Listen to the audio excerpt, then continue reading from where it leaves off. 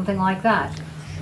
And they might say, oh, I just have one question I want to ask. A simple question. There's only one answer that you should ever give. And that is, I have nothing to say, speak to my lawyer. Now, I guarantee you no one in this room has their own private lawyer. Call us.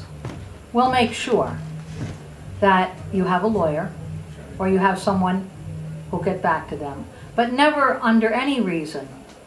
You know, if you get arrested, you have to give the police, okay, your name and your ID in order to get out. Your birthday. That doesn't mean any other testimony anyone here should ever give. But a lot of young activists do get caught up and may just innocently say one thing or another. And if it's not exactly accurate, you lie to a federal official, you've committed a felony. It's not a small thing. So it's why the only answer should always be, nothing to say, speak to my lawyer. Now, that's not to intimidate anyone.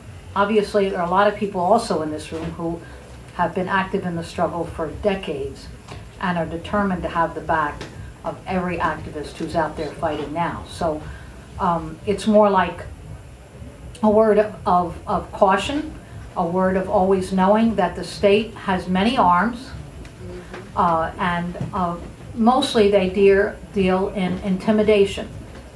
And our role, and this is really important, is about empowering people to feel, to understand their own power and the power of collective action. What Richard said, very important. Talk to us if you're interested in how do you stay in the struggle. Classes, we have tactics, we have a lot of things that are very helpful in a period like this. Now, Jim mentioned this, I'm wearing a button here tonight. It says, solidarity with all immigrants. And it's in 6 languages. You should pick one up in the back, because that's a real message for right now. Solidarity with all immigrants. We have a lot of messages, but that's a very, very important one. And the final point I did want to pick up that was raised in the discussion, that Lenin said there are 3 things you need in a revolutionary crisis for it to succeed, for it to push forward.